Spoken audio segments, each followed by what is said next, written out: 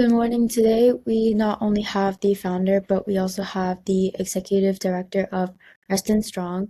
Today, joining us will be Miss Sarah Selvaraj-Dsouza. Please tell us about yourself in a few words. Thank you first for doing this, and you can just call me Sarah. It's easy, we'll go with that. I'm a proud South Asian woman of color, immigrant, an advocate, an activist, self-declared PIA, loudmouth, all of the above. In addition to being a small business owner, I have a teenager like yourself. I'm a dog mom, foodie, all of those. But the most recent and most passionate role that I've been very privileged to play is to be the founder and executive director of Restonstrong. It's a passion project for a lot of us. So thank you for having us here to talk about my favorite subject. Thank you. What inspired you to start Restonstrong, and what problem were you hoping to solve? So it's a little bit, I don't know if you remember what happened in March 2020. So we were all hit with this little thing called COVID, and we all sort of shut down and went into our zombie zone. And a few of us neighbors in Reston realized that when that happened, a lot of the nonprofits, their donations also stopped, right? Because people were not going out. We didn't know how to interact, if it was safe. So what started as a small group of neighbors coming together and setting up contact-free drop-off points that would connect donations to other nonprofits ended up very quickly, very organically growing into this movement that has become Restonstrong, where we are heavily involved in food insecurity and housing insecurity and so much more just in Reston. And if that answers your question a little bit. Was there a specific moment that pushed you to take action? I'd say in large part COVID, but also another big moment that got us serious and down the nonprofit road was we hosted a peaceful demonstration for George Floyd during the summer of COVID. And there were protests and demonstrations happening all across America. As you know, as a country, we were hurting when that happened. But for us in Reston, little tiny suburban Reston, we had over 5,000 neighbors come out the streets, the videos on our website. And it was such a beautiful moment for us to stand, shoulder to shoulder with our neighbors. But it was also for us as organizers sort of nerve-wracking to realize, okay, now we need to get serious. We need a 501c3, insurance, liability, lawyers, all of that. So I'd say two parts. COVID kind of gave us the inspiration to come together. And then the Floyd event kind of put us on this road of actually getting organized and becoming a 501c3. How has your original vision changed since the organization began? So the original vision when we started during COVID, we probably thought we'd be doing like bake sales and little tiny fundraisers. In the last 6+ years, we've sort of shot out. We've grown into this six-figure nonprofit that is feeding thousands every week. We have hundreds of volunteers, giving us so much of their time. Absolutely. If you had asked me in sort of even the summer of 2020, saying, where do you see Restongstrong in 5 years? I could not have imagined this. The need has been there. So we're a very need-focused, mission-driven organization. We're very intentional about not replicating services, right? So if someone's doing something right, we don't want to go there and start replicating it. Let's use the folks that know what they're doing. And we just wanted to be that fill gap organization. So if there's a little bit of a need, we wanted to step in there and help. But also with that came the realization that even in a small, affluent community like Reston, there is so much need among us. So that's what our core, I think your question was sort of, has our goals changed? It's kind of morphed along the way. And now we're heavily focused in food insecurity and housing insecurity. What does strong mean to you in the context of this community? So if you look at Restonstrong's logo, or if you've seen some of our black yard signs, you'll see the catchphrase that says, love thy neighbor, no exceptions. And to us as a community coming together and helping our neighbors, addressing issues right here so close to home, absolutely makes us stronger. Like our strength is being in the community where we're able to identify the need and we're able to address it quickly. And coming together as neighbors, there's nothing more beautiful than that, right? Strength in numbers, unity, all of those. And neighbors doesn't, we call all of our folks we serve as our neighbors, because neighbor doesn't necessarily just mean somebody in a McMansion next door to you. It's that human being that shares your community, right? It could be somebody who's sleeping on a bench at a bus shelter, but they're your neighbor too. So that's where we come from. What are the core goals of Restonstrong today? Today is addressing food insecurity and housing insecurity in Reston. Who does your organization primarily serve? Our neighbors, primarily folks who are in Reston, and it could be anybody from someone who's rough sleeping, which is somebody who's basically sleeping outside, either in a tent or in a sleeping bag, or it could be somebody who is living in low-income housing and is food insecure. So any and all of our neighbors, we've been very intentional about we don't ask questions. You need food, you walk in, you're fed. You need clothing, we've got a clothing closet. No questions asked. You don't have to prove to us that your income level, any of those things. We're here to just help our neighbors. How many people do you serve on a daily basis? On a daily basis, we have the center called the Reston Remakery, and the Remakery sees anywhere close to about 30 to 50 individuals. But across the board, with all of the other initiatives that Restongstrong does, we serve close to about 500 in a week individuals. Can you share a story or example that shows the real impact of your work? Sure. So we're one of those organizations which we're working on getting better with data and numbers, but stories is something we have a crap ton of because every individual has a story, right? And I don't know if you've had very many interactions with individuals who are unhoused, but unlike other social issues, homelessness is so diverse. Every story is different. Every person's situation is different. And which is why we need to focus on solutions that are more custom made or tailored for the individual. So I have two quick stories for you. One, if you followed us, I don't know if you remember that we were the group that set up tents outside the supervisor's office when the ARPA funding ended and a lot of folks were basically being turned out of the shelter and turned out of the hotels. All across Fairfax County, there were about 300 individuals. Just in Reston, we ended up with probably about 17 tents outside the supervisor's office. And one of the tents, there's still a news piece out there, was the last tent to come down. And the lovely individual who was in the tent had lived in our community for a long time. She'd been unhoused for many, many years.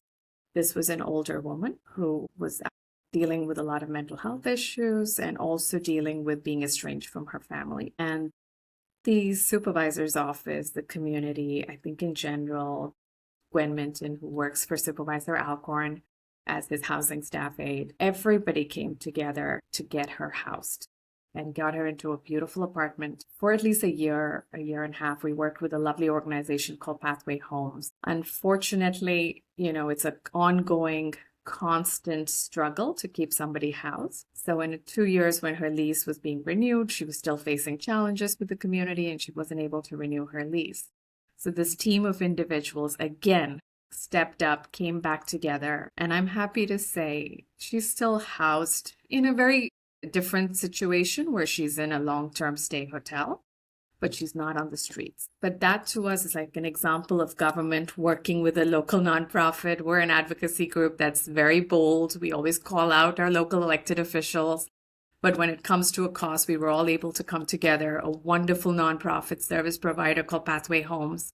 This was all of these organizations coming together for that one individual. And today, to see her thrive and be happy. She comes to our market every Sunday to pick up groceries. So we get to see her and stay in touch with her. So that's a beautiful story that kind of reminds us of, we don't get a lot of wins every day. So when we get those, we celebrate them big time. It's a very inspiring story. How do you measure success beyond numbers? That's I think the people in the stories. So when I see this lovely individual on Sundays, when she comes into our market, that tells us we're doing something right. We also have several others like that, some who've come to us for help and then ended up morphing into being volunteers. Another beautiful success story is the Reston Remakery. I know you will talk about it in a little bit. The Reston Remakery's first, or Restonstrong's first paid employee is an individual that we met while she was living at the shelter. And since coming and working for us, she now has housing, she's got a full-time job, and she's serving the community that she was part of. So it's that to us is real success, seeing these individuals thrive, making difference in people's lives. And like I said, we're working on the data and the numbers. I know we need to get on that, but this is more how we measure success is the individuals, the lives we touch, the changes we make. As both founder and executive director, how do you balance vision with the day-to-day operations? That's an interesting question, right? So because of we're not like a traditional organization, right? We're not a corporate, where I'm not a traditional corporate CEO, where I'm looking at sort of data and numbers and answering to a board where we have profit and all of those pieces, or a strategic plan of 5 years, what we're going to do. We're more an organic group. We go where the need is. We're very mission focused. So for most part, for the visionary part, all I need to do is sort of look around the corner, right? Just see what's ahead, what's coming, and plan for that. More of my focus is needs analysis, understanding what the community needs, and then addressing that from an operational standpoint. That all sounds fancy, but it also means there are days when I get to do things like this, where I sit with you and share lovely stories. And then there are days where, the toilet's not working and I'm the one plunging it and helping out. You get a bit of both. The titles are fancy, but the role is diverse. Every day is different. It keeps me on my toes. What leadership challenges have you faced, especially early on? So I think I started out with saying, right, I'm a woman of color, I'm an immigrant. And on this topic, so all of us who came together to start Restongstrong, we don't necessarily have social work backgrounds. The world we got into is new. We didn't know homelessness. We didn't understand housing insecurity. I came from a world where I assumed tonight, if I found myself out on the street, I live in America, we're in Fairfax County, one of the wealthiest counties in the country, that I would just walk into the shelter and automatically have a bed, right? Like I would get a bed, I would be sleeping at the shelter, but I would be sleeping on a bed indoors. The reality of it is that's not true. Very conservative number. If I was unhoused tonight, it would take anywhere between 2 to 6 months for me to actually get a bed at the shelter. So understanding these things, the challenges in the early days was being the new kid on the block. And anytime we had a suggestion or we came up with something, a lot of the experts who, have dedicated their entire lives to this cause would come back with, we've already done that, or we've already tried that, or oh, that wouldn't work. And so some things like the Rest and Remakery, it's a pilot project. It was more a mission to show, yes, you can, there's a different way to do it. So that was our biggest challenge. And me personally, my biggest challenge is fundraising, which I am not very good at, not very comfortable asking people for money. But we have amazing volunteers who step up and help us in these roles. So we've been very blessed. How do you build and maintain a strong team of volunteer base? It's keeping people engaged. Again, we've been very lucky. We've been very blessed. We have some amazing dedicated volunteers. We have our Jewish grandmother who's 84. She is there. She's our hardest working volunteer. She's there probably putting in 40 hours a week. And then we even have our little 3-year-old who shows up to the market and helps give folks stuff and helps her mom with composting. And we've got volunteers from every background, every walk of life, economic, cultural. We host a market every Sunday at the local YMCA. And we're very proud to say we have probably about 20 to 30 volunteers, and we speak 14 different languages among us. So if someone walked in and needed help, chances are if you don't speak English, we probably have someone who speaks your language or your dialect. And folks are able to see their work impact lives firsthand, right? Whether it's at the market where you're rescuing food and you're helping people shop and you're seeing folks take the food home, or whether it's at the Remakery where you're actually serving dinners, or you're helping folks shop for clothes, or you're helping them with an art project, you are touching lives. And we've been very blessed to have volunteers who come back and keep serving us because they get that opportunity to help people. What skills have been most important in your role? Delegate, which I joke with all of my volunteers saying it's my superpower. A lot of times you see founders and organizations struggling because we are control freaks, right? End of the day, especially somebody who's starting a group or a nonprofit is usually like a type A personality, and your instinct is to control everything or do it yourself. And then very quickly you realize, if that's what I did, then if something happened to, like in the early days, my fear used to be, today, if Sarah got hit by a bus, would Restongstrong end with me? And I really worried about that not being the case. And in the recent past, I can guarantee you our volunteers, our board, our amazing staff have all stepped in to say they can keep this going. There's a plan in place. So delegate is a big part of knowing who to delegate and how to delegate. How do you connect with and understand the needs of the Reston community? That's the piece. I think we have a huge advantage because we live in the community. So we know our neighbors. And a lot of times we can see the need. Like there's one of our volunteers who's driving to work and she sees somebody out in the cold or needs help. They're able to immediately sort of look within the group and say, can we help this individual? How do we go about doing it? We also work very closely with a lot of the community groups. We work with the local police. We work with the local supervisor's office. We work with the community centers. We work with the schools. So if there is a need in Reston, folks know they can get in touch with us. And I'm very proud to say within a matter of hours, our community steps up to help serve the need. And we can usually address or take care of folks right away, at least get them the right resources right away. What has been your favorite part about Restongstrong so far? Favorite part of Restongstrong has been the stories, the people, the individuals, meeting them. We have days when, you have a crappy day and you're walking around and then you have an unhoused individual who walks up to you and says, how are you doing? Do you need a hug? And at that point, everything else kind of fades away because here is someone who has next to nothing and can still see that you're having a difficult day and want to give you a hug. That seeing the power of neighbors come together, seeing the love in the community, and all of us are everyday regular folks, right? We're not some millionaires in our backyard.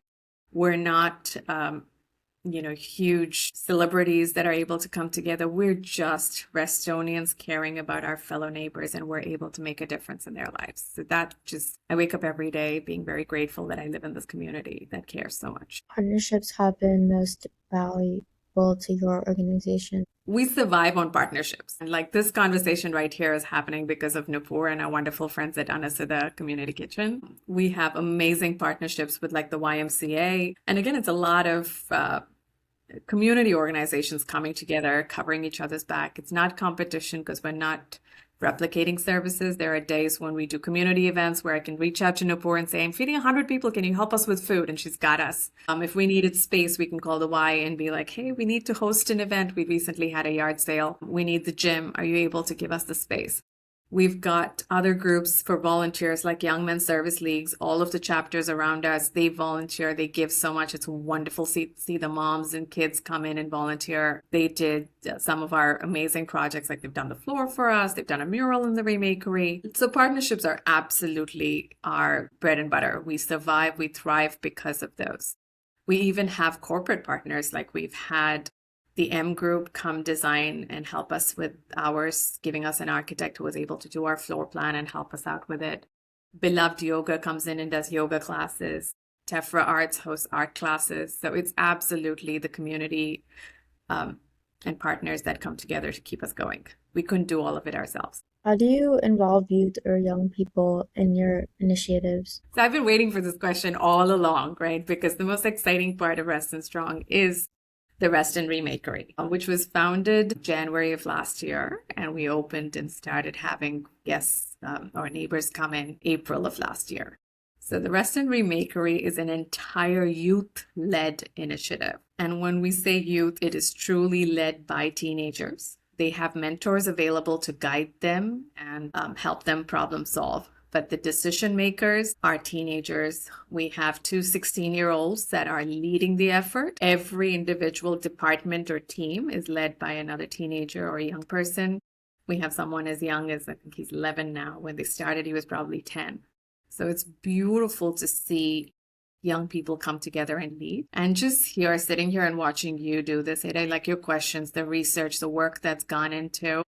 There's so much promise with young people, and they're such a misunderstood group, which is very similar to our unhoused neighbors, right? So it was an interesting idea to put the two misunderstood groups together and see what happens. And the outcome has been a beautiful space that is designed for our neighbor with values that I think are so important to your generation, which a lot of us in my generation didn't really get. And to give you an example, throughout designing it, the constant word that we heard from the young people was dignity, dignity, dignity. And now all of us adults will say dignity when it comes to policy planning. But the girls and the teens actually use dignity even in designing the space, designing the services. And some of those things, the teenagers were adamant and sort of put their foot down and said non-negotiable. So one of the examples is when we were designing the space, they wanted to have a couch in the dining area. Now, of course, as being adults, our brain went down the road of how are we going to clean the couch, the upholstery, the fabric. I'm sure you have parents who worry about all of the mundane things, but the kids were so right, because the first group that came in to beta test the space, we had a young man actually sit on the couch. I shouldn't even say sit, he like plonked himself on the couch, and he gave out this beautiful sigh, and he said, "It's been 3 years since I sat on real furniture." So those little decisions that we see the teenagers make and actually support them with it, we've been able to see real life impact on the lives of our neighbors. So it's engaging the youth, not just performative, but actually taking in their input, giving him the space to be leaders and direct the policies that involve the restaurant remakery. So we'd love to have you come visit us someday and talk to the teens, actually. I think they'll be better guests than me on your show.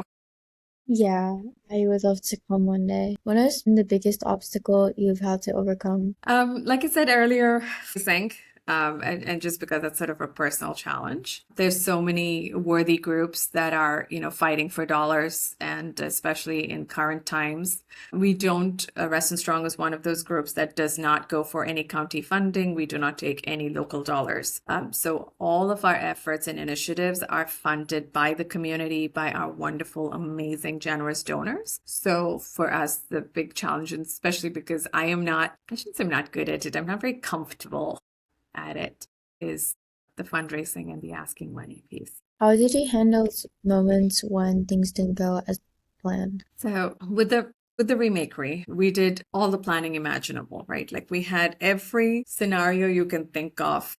We had a plan B, we had a strategy for everything. If this didn't work, what were we doing? If the stoves didn't work, what were we doing? And then there's the saying, right? Man makes plans and then God laughs. The thing we couldn't have planned for is we lost 2 amazing individuals who were such a critical part of our organization within weeks of each other. Ellie was this life of the party. She was life of the kitchen.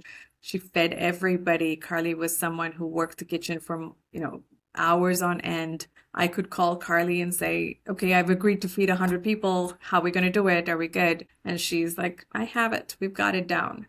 It was a huge shock, and we lost Carly, unfortunately, last year. Very sudden, unexpected. And then within weeks of losing Carly, which we knew this was coming, was we lost my mom, who was also an amazing part of the organization, somebody who volunteered 12-hour days. She was there sorting fruit, putting away plastic containers, and talking to the individual. She was sort of like the mom of the organization. She had aggressive gallbladder cancer, and we lost her within a matter of weeks. Those 2 events taught us that there's no amount of planning that can prepare you for what life throws at you. So I think we're doing what we do best, is we pivot. We're learning what's our new normal.